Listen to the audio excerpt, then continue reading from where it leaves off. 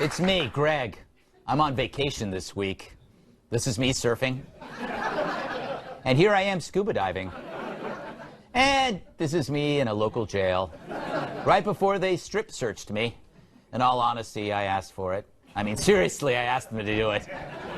It's true, I am actually on vacation right now. We taped this show last Friday. Now, something could happen between then and now that changes everything, which is why I pick stories for this show with no inherent news value. I'm being honest, except for this one. Today, I found out that they've stopped the Jerry Springer show.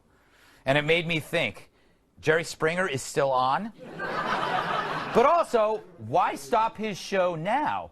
Well, you might say, who needs it right now? After all, with the nation's political tension, every day is the Jerry Springer show. Full of hair pulling, chair throwing, name calling, all because we have opposing views. And the media blames, of course, the guy in the White House, who I call the Orange Gandhi, which is BS. Politics always causes friction. We just have more places to see it. 24-hour cable news, social media, Lou Dobbs's hot tub. We get it, the country is divided, but that's actually good. It's better to have two sides than one. And I wish we had more sides, actually. Plus, we just celebrated our 242nd birthday. We've been through way worse than this. And by the way, we look pretty awesome for our age. Take a look at this map. We haven't gained a pound in 60 years. Idaho has abs. But there's always room for improvement. The good news is most of America isn't what's on TV. The shouting on camera is what attracts the camera in the first place. So that's why you see more of it. However, it may not be a bad idea to lighten up a little, which is why I'm still calling for a Keep the Peace movement. To start, we got to admit that everyone who annoys you thinks that they're right. But so do you, and that annoys them. So the solution is that we should admit that we see things through different filters. Like this week, a neighbor posted something about Trump. I didn't agree with it, and I replied. The next thing you know, things got really, really personal. Now, I'm not proud of what I did on his porch. It wasn't supposed to be that messy. I do eat a lot of fiber. And now I'm worried he might have a surveillance camera. But worse, I'll bet I didn't convince him and he didn't convince me. And that's fine. We're both good people who see things differently. But if birds and cats can get along, why can't we?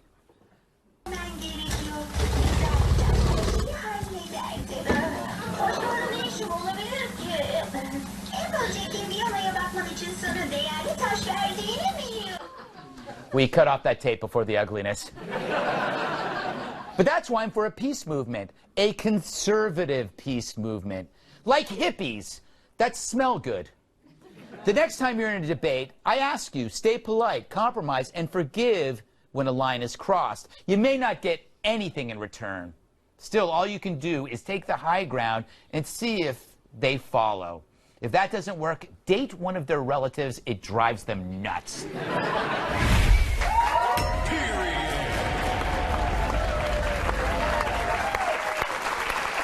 Look at that. Whoa. Let's welcome tonight's guests. Aside from Betty Crocker, he's my favorite baker. Former CIA operative, diligence president, and all-around handsome dude, Mike Baker.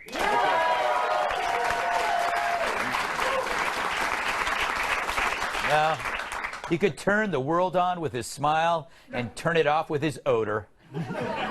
Sorry.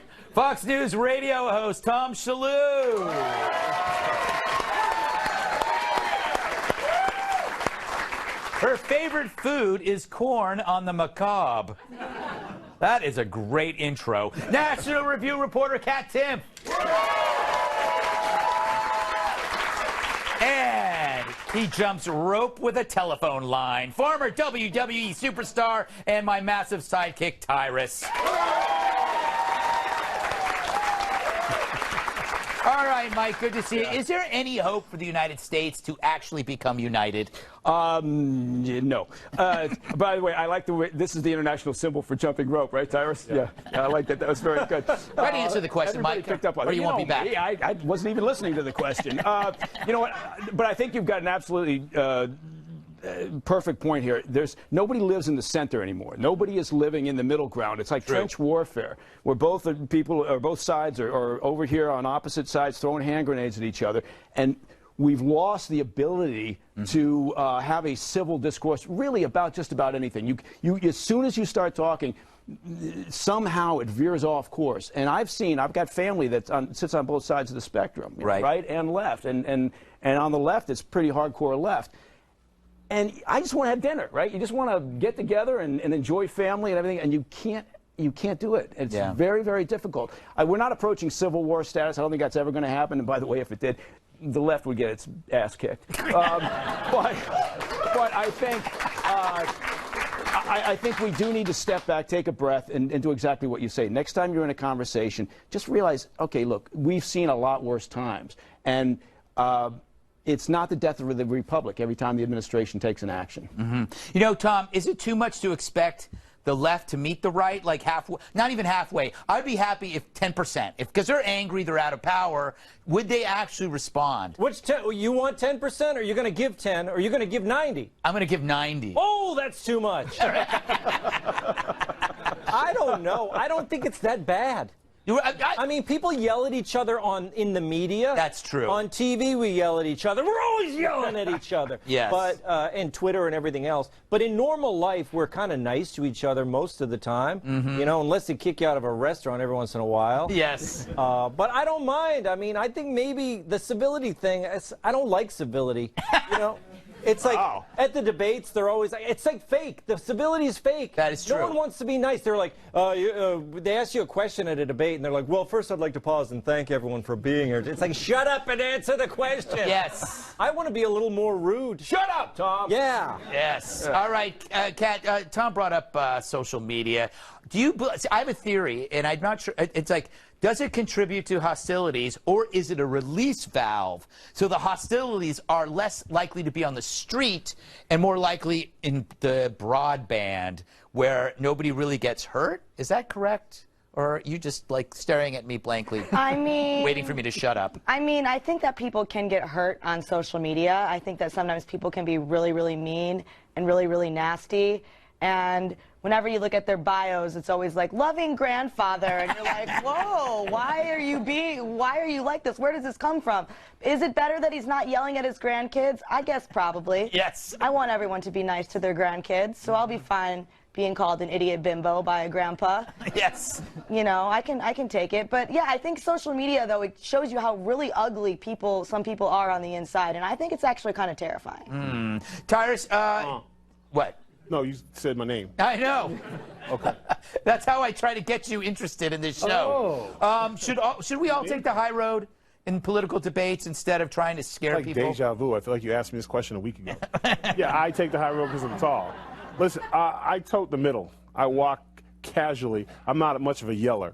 So when people scream and stuff, I'm usually more of a what? I'm a facial guy, so the social media doesn't do much for me. But I do agree that social media is good for some people to say what they would never say in person in real life, because the ramifications and repercussions for some of their tough talk or their negative talk, the worst thing that happens to them is they get blocked. Right. You walk up to me on the street and say some of the things to me, you get your ass kicked. And you got to heal, and you got to, get new teeth, probably in some cases learn to walk again. Yeah. So I mean, it's less. People are a lot tougher without the consequences.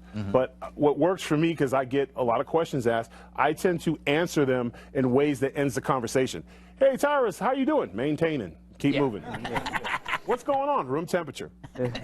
Just throw something at them. Like, hey, what's up? Furnace. And by the time they figure out what you said, you're gone. Yeah. But I do think that there's a potentially dangerous numbing effect, right, from the social media.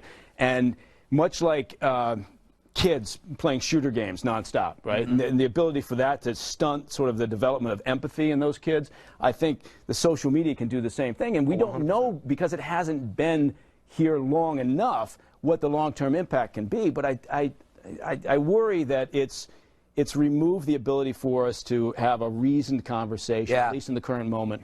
Well, I'd like to ask my dad to stop yelling at Cat Timpf online. He would do that. That would help. Stop calling her names. Thanks, Tom. Okay. No, but it is true that, like, you're missing the like, in order to have a conversation, you have to have some kind of facial recognition to see the eyes and know if somebody's kidding. Like 90% of all the problems on the social media are because nobody knows when you're kidding, you know, or like I get huge fights on texts from just people because they read it wrong. I mean, I do say in jest. They bleep that stuff. Gonna make them work late tonight. You know what? That's a big problem in relationships. Yes. Because we think facts and they write emotion. Like, what time are you gonna be home? And when I read it, what time are you gonna be home? Like, once again. You know what I'm saying? Exactly. You know? Yeah, it's like, oh, you were on the set for 12 hours? Well, she's like, you were on the set for 12 hours. Everything okay? Why you always and then when she calls, I'm like, what? Yes. I'm not doing nothing. I'm trying to work. Why are you yelling at me? You yelled at me first when you text me. But, or when you ever notice now when someone texts you, like, I heard what you said. No, you didn't. You read what I said. Like, we've become weird. I know. It's got to change. Any chance for a conservative peace movement? We had I think that's great. Yeah. I'm with you. Yeah. I think it can happen. I mean, the Tea Party was a peaceful movement, but it wasn't about peace. It was about economics. But I think it's possible. But what's the thing going to be? Like the peace movement of the 60s had tie-dye T-shirts and things. What's the conservative look? Tie-dye khakis. Yeah. That's what it's going to be. Yeah. All right, coming up, who would you trust to babysit your kids? The 13-year-old next door or this robot? We know one of them won't be drinking your beer.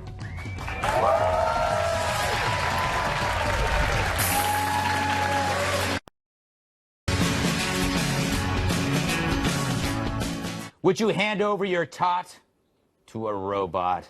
It's called the iPal. It's a robot designed to entertain young children and be a babysitter, too.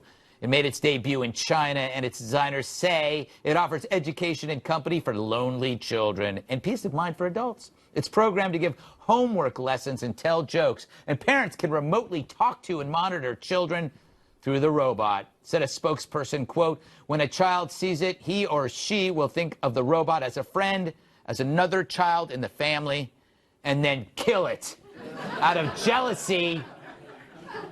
I added that part. Anyway, for more, we asked my robot neighbor, Jerry, what he thinks of all of this.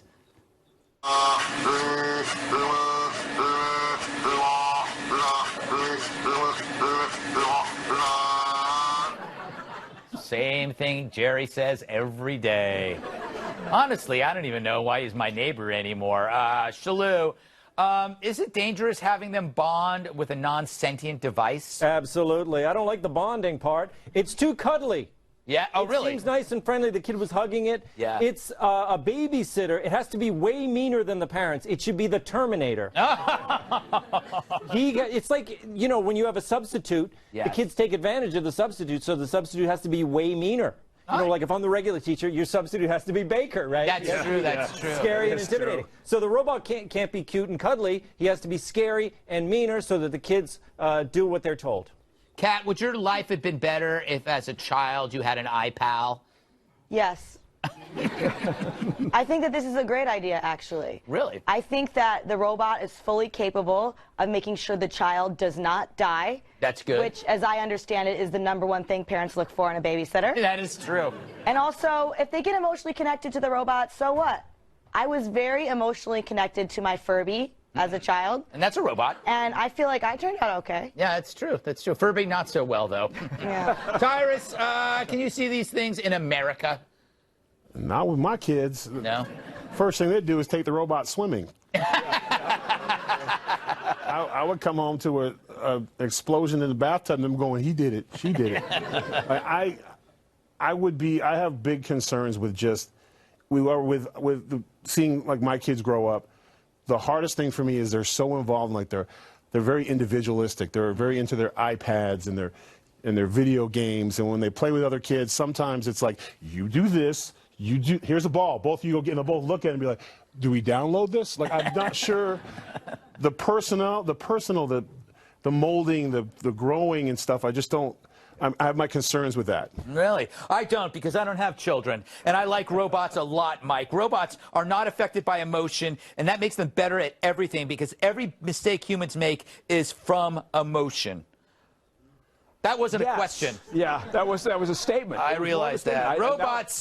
Robot sitters will not sneak a robot boyfriend into your house. Every babysitter did that when I was a kid. Really? Yes, including Sven. Before I forget, I bought my daughter a Furby when she was young. Scared the crap out of her. Really? The thing was, it was not a good toy. It was not a good toy. Although I kept it because it's you know, fun to scare my kids now, the younger ones. Why don't you answer the question? I'm trying to. You know what? Okay. Here's what I think. Better a robot than a clown. But I agree with Tyrus that this thing's not going to throw a ball with the kids. It's not going to kick a ball with the kids. And the other thing is, actually, from a financial point of view, it's not bad. I'm conflicted on this because financially this could be good. I did a back of the envelope thing. These started around $2,500. Yeah.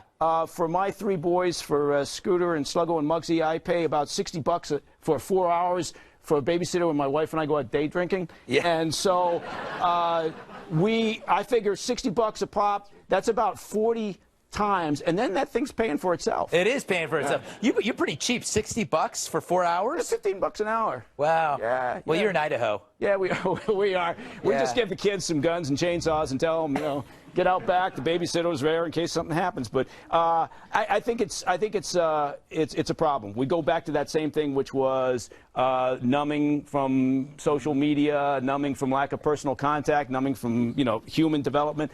This could be another problem. Yeah. Why is personal contact good? Yeah. Well, okay, for you, it might. Why is it seen as being objectively good? Yeah, we're social beings, so we need to socialize. Yeah, we are. Exactly, Tyrus. Yeah. I just don't want to be 60 years old in my chair hearing, "My best friend was a robot, Dad." That'll be a robot. I had no friends. No, you never held me. I plugged the damn thing at night so we could play with you in the morning. I downloaded all your favorite games on there. I tried. That's a good point. If you can make that Minecraft play on its little chesty visual thing, maybe it would be a good The other thing, too, about a robot sitter, you don't have to worry about them going through your medicine cabinet and stealing your prescriptions. I've been watching you. I know you're doing that. All right. Before we go to break, an update on a story we've been following. Recently, the world went nuts watching video of Canadian Prime Minister Justin Trudeau. Video that appeared to show his eyebrow falling off at a press conference. And that was it. And we never saw it again, leaving us to wonder, where did the eyebrow go? What was his journey? Well, now we have the exclusive details. Here's our latest installment of Where Are They Now? It's Justin Trudeau's eyebrow that has gone missing. Look at his left eyebrow fall down in the middle of a speech. If you could see it right there. What's it doing? That was in June. It was a story gone viral. Once anonymous, sitting on a leader's face, now instantly famous, lusted, desired by everyone. Justin Trudeau's left eyebrow. Unprepared for his overnight fame, yet excited by the limelight, he embraced the attention, as well as the excess. Parties, women, more parties. He cavorted with only A-listers. Mustaches that ignored him before now took him under their hairy wing. Steve Harvey, Tom Selleck, and John Stossel. Life couldn't be better for Justin Trudeau's left eyebrow. Until it got to be too much. Justin Trudeau's left eyebrow began to wilt under the heat and pressure of the spotlight. He turned to drugs and Just for Men hair color. His mood grew dark. He lost his famous friends. Tom Selleck's mustache would no longer return his calls. Justin Trudeau's left eyebrow started hanging with the wrong crowd. Chuck Todd's goatee, Rand Paul's wet, soggy mop, and all of Gabe Kaplan from Welcome Back Kotter. Then, after a wild night with David Letterman's beard, it became undeniable. Justin Trudeau's left eyebrow had hit rock bottom. Flat broke, he began renting himself out as a mustache for fake IDs, until one fateful day, when an old friend reached out. That friend, none other than John Bolton's mustache. Today, Justin Trudeau's left eyebrow runs a bed and breakfast with John Bolton's mustache, and says he's finally living his best life. This has been Where Are They Now? Yes! So good. Still to come, should we rethink where we choose to drink? Millennials prefer not to leave their couch. I say more room for me to throw up in public.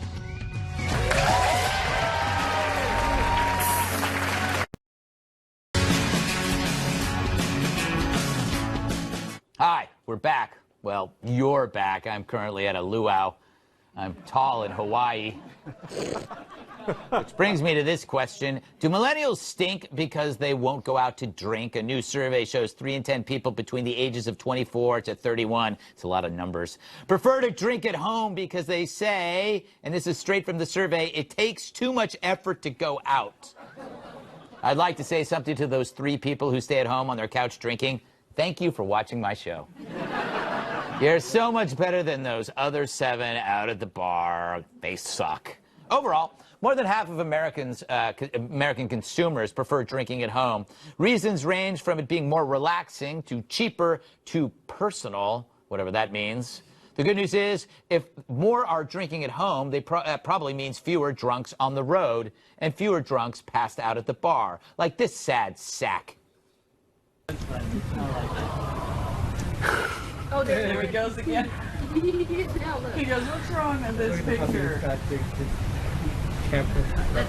That guy's cut off. All right, Kat, I believe you are a millennial. I'm not sure. Why is it too much effort to go out? Well, yeah, it's too much effort, and it's also just not as fun. They won't change the sports games from the TVs at the bar to forensic files, even if you say please. Yes. You have to drink around a bunch of strangers, and sometimes they try to talk to you. Oh, terrible. Even if you give them that your face makes you want to throw up look, they still keep talking to you. I don't want to be around a bunch of drunk strangers. I want to be around a bunch of drunk people who I love. Aww. Or just your cat. Yeah, well, you know what? I do have a cat, Greg. That's true. It's not a punchline. It's a beautiful thing. Tyrus, I actually do not. I'm not a big fan of bar drinking at night, though I like to drink at a bar in the daytime because nobody's ever there. You're a day drinker? I can be. But you know what I do? I bring work with me. So really? Tell us about that. What does that work like? What are you working on? I actually wrote this entire book at a bar. Wow, interesting. Yes, I did. And I sat there with my little laptop. Always work when you're drinking, and you always feel like you're not a drunk. No, this is just during the day. What hours would that start? Say 6 a.m. to 6 p.m.? No, I would probably go from like 1 to 5, or when I got really blurry. Awesome. Yeah. All right. Kat, let me ask you a question now. He's a drunk, isn't he? Hey, do you have an opinion? I was interviewing you, Greg. You know what? I partied in college. Yeah. And when I was done, was it. I mean, when I go to a bar, people ask me for jobs. They ask me where the bathroom is. I get tons of jokes about, what's it up like there? How many drinks take you to get drunk? It's just a long night for me, so I stay at home. I enjoy being at home. I like being at home, Mike, because I don't like bad drinkers. Yeah. And at bars, there are a lot of bad drinkers who inexperienced. Yeah, inexperienced. Yeah. And drinking is a gift that you shouldn't abuse. Yeah. First of all, shout out to Jim's Alibi and Symposium in Boise, 2 of the great drinking bars. I think part of the problem with millennials is they don't know the joy of a good dive bar. And the other thing is, but go ahead. Well, and then the other thing is, I think I read the story, and I probably misread it, but I read it almost as if the millennials were doing that thing that they seem to like to do, which is to claim ownership or invention of something that's been going on for generations. My parents were born in the 20s. They and their generation invented drinking at home. That is so true. Yeah, tiki bars. Yes, we had a tiki bar at my house. My dad and my mom were born in the 20s. Yes. They had a tiki bar in the backyard. Right. They called it a lanai. Yeah, and that's when they came out with the Tom Collins and whiskey sour mixes, and that was very exotic to have mixes at home. And I remember sitting there watching my parents drinking at home and thinking, one day that'll be me. Did you ever wonder? Did you ever wonder why they started acting funny? Why are mommy and daddy acting funny? They usually sent us to bed before that happened. It's like why? It's just like because you didn't understand that that over time they start acting differently. You're like, why are they acting differently? Tom, what are your thoughts on this? Young people, they should get out. You got to get out more. You know where I like to drink? Sears. Yeah. It's great. Great place to drink. You can, all different departments. Don't go to the craftsman section. But, yeah, I like to get out there, take a flask with me. It's always nice. I need a place since Toys R Us closed, Greg. Dear God, Tom Shalhoub with a flask. You got to buy that toy kit? Oh, man. Although he's got a valid point, the joy of a flask. Yeah. Yeah, you know, flasks, and it's hard. You can't carry flasks around anymore because they're always being frisked. Yeah. You used to be able to take them to concerts and Or they on take 'em. airplanes. You can put them on airplanes. Oh, Breast really? pocket, Greg. Breast pocket. They Wait a minute. You can't take a flask. It has to be empty.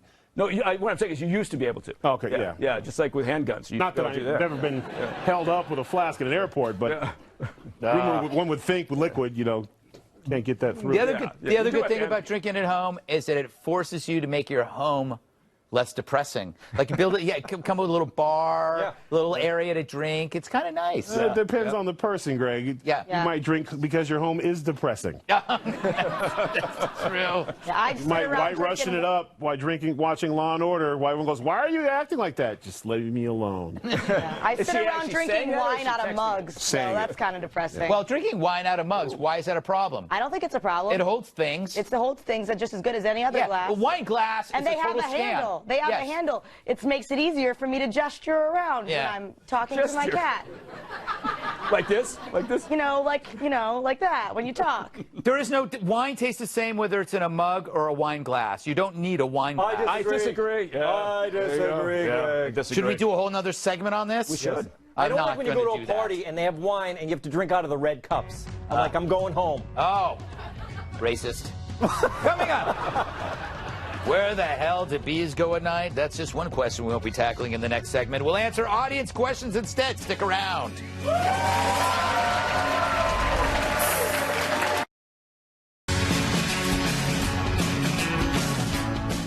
Now, if I haven't told you, I'm on vacation, so I figured this is as good of a time as any to answer some questions. Some are from viewers, some are just questions that randomly popped into my head. First potluck question. If you could have any other job, what would it be? Baker. Fireman. Fireman, why? I had the good fortune of going down to Florida to a fire academy and going down there and running through their program, and it's amazing what they do. Plus, I think fight fires. every day you wake up, though, and you realize what you're doing is potentially saving lives every day, and think how energizing that must be. And their trucks are so shiny. Well, They there really are. is that. By that, you mean they have shiny trucks. They have shiny trucks. Yeah. Tom, same question. Wouldn't mind doing a little cobbling, Greg. Cobbling? Always wanted to be a cobbler. Let me see those shoes. Look at that. Oh, this is You know, it's a forgotten my art. food. It's a forgotten. You were in your village. If you were a cobbler, you got all the ladies. absolutely. Yeah, it's true. That's true. Maybe a blacksmith too. That's kind of cool. Yeah, blacksmith. Oh, what? I like the art of smithery. Yes, Smithy. a smithy. Okay. That's how you got the last name Smithy. Yeah. If you were a blacksmith, they called you Smithy. Yeah. That's so true. Cat? Sea lion trainer. Oh, why that? Are you kidding me? You get to hang out with sea lions all day, Yeah. and then you tell them to do something, and they do it. You give them a fish. What's nothing better? And that's nothing better. Have you smelt sea lions when they get together? Yeah, not but you know, Fishy. don't Yeah. crush my dreams. A lot of Oh, I'm fun. sorry. I'm sorry. They don't even look like lions. Tyrus? Your boss. Oh!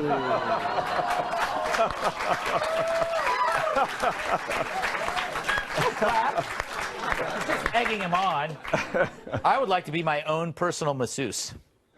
Yeah. Wouldn't that be great? Be able to massage yourself. You know, that is Because possible. you know, it's like Greg. you're always, whenever you get a massage, it's never that good. You're going, oh, do more around the neck, or why can't you do? You just missed the best part. But if your own personal masseuse, you're always like in tune. Yeah. Maybe I'm I letting so many have a jokes go problem. here. All right, here's our next See, that would be question. a write-up right Yes. there.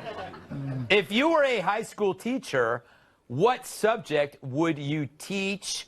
I'm interested. What do you think, Tom? What would you teach? I think I'd go gym teacher. Really? Why? Yeah, you know, just get all those kids back. My gym teachers are always torturing me, Yeah. and you know, take out my aggression on the youth. Yeah, you'd make him climb the rope, wouldn't you? Yeah, I'd make them climb the rope all the way to the top. No crash pad down below. Oh, fantastic. Fantastic. Mandatory dodgeball as they leave with baseballs. Dodgeball with baseballs. Dodge base, as we used to call it. Tyrus, I have a feeling you'd be a great teacher. What would be the... I was a teacher. I teach history, so I'll stick with that. That's easy. You Yeah? don't have to prep much. All the answers are in the book. Whenever a kid failed a test, he's like, but, You could show. bruh, answers in the book. All you have to do is read. How you think I know this stuff? I was always trying to steal the answer key. Everybody wanted to get the answer key, Kat. That was the whole point. The answer key. What about you? What would you teach? I couldn't do it. No? You'd be terrible? High school kids terrify me. What about grade school kids? Yeah, grade school. Even scarier. Yeah. What about preschool kids? Scary too. All right, so how about pets? You want to teach pets things? I will teach sea lions. I would do an introduction to Greg Gutfeld, and the curriculum would be my latest book, The Gutfeld Monologue. Required reading and available now on Amazon, Simon & Schuster, or other important places. You know, there was space on there to get a few more pictures of yourself. That's true. Believe me, I wanted more. We have time for one more question. Here's our next one. Who is going to be the next president? Ooh, Kat. I think Trump's going to win again. But after Trump? Me. Okay. Tyrus? Oh. So is that Timpf 2024? Yeah, they're all going to vote for me. Yeah, so. of course they are. Tyrus? What are you talking about? Trump's president for life, yo, didn't you? Do you think it's going to have a vote where he gets rid of the second-term limits? Right after I become press secretary, yep. I can't wait to come out and say, forever. Tom?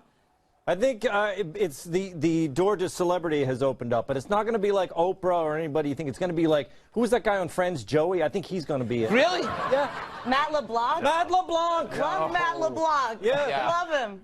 I love him, too, especially since his hair went gray. Mike, what about you? You know what? I'm going with Kat on this. I think Trump will win next time. I think the Dems are going to eat their own. There's going to have it's going to look like the Republican primary from last time around. They're going to have 16 or 18 candidates. I think they're all going to destroy each other. So after Trump, then I suspect it probably could be my wife. She's the smartest, most eligible person I know.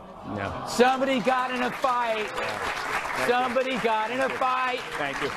He's just trying to sew that up. But the idea of the contrast between one and many is why Trump won. They do these studies with products. Like if you want to sell a soft pillow, you don't compare it to a firm pillow. You compare it to 5 firm pillows, and then everybody likes the contrast. If you had 17 candidates, that's why Trump won, because everybody looked the same. It's going to happen with Democrats. They're going to get 15, and then that one person that stands out, that's different. Could be a professional athlete, could be a comedian, could be an actor. How about the guy who sawed his boat in half in the commercial? Yes. Yeah.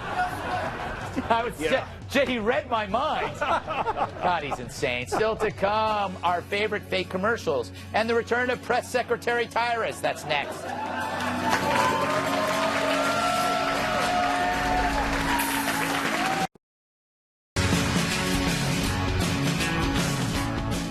And now a time to take a look back at the Baroque period in Europe. Just kidding. Oy vey. We're taking a look at our favorite videos from 2018 so far. Mine is none other than the Bret Baier. Sometimes I need the hard news of the day, but other times I just want to cuddle. Why can't I have both? Well, now you can with the new Bret Baier. He's fair and balanced and unafraid to snuggle. Just squeeze his tummy and get informed. The 41st president wants to go to Maine this summer.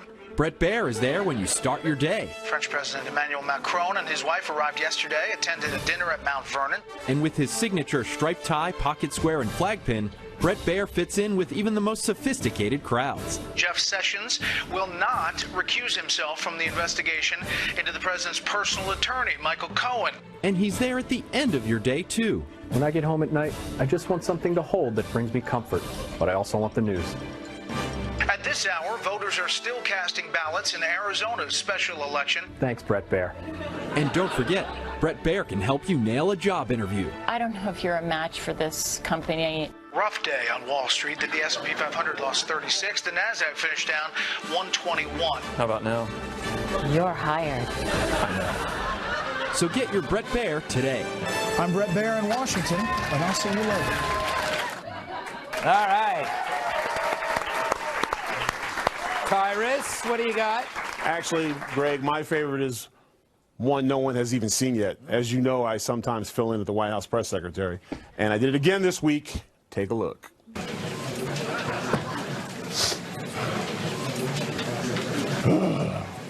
It's good to be back. If any of you have questions for Greg, make it fast. I got a birthday party to be at in 30 minutes. Can you tell us how the invitees were selected? Yeah.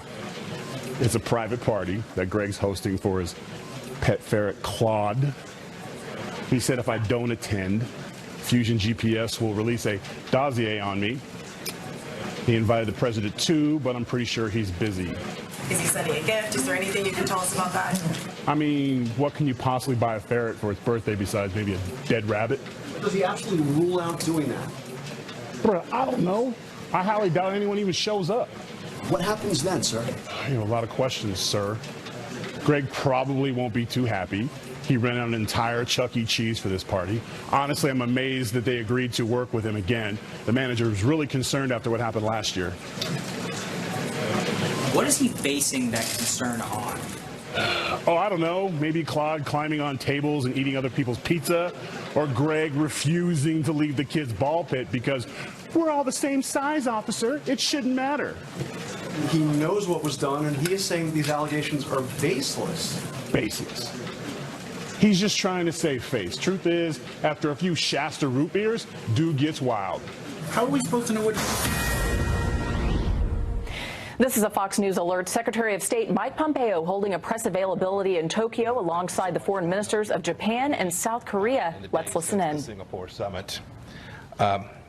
Before I talk about North Korea, I want to say that we are closely following the news of the flooding and landslides that are hitting western Japan. The United States expresses its deep condolences to the families of those who died, and we send our thoughts and prayers to the families who are injured or missing. To our Japanese friends, the American people, stand with you as you recover from this tragedy.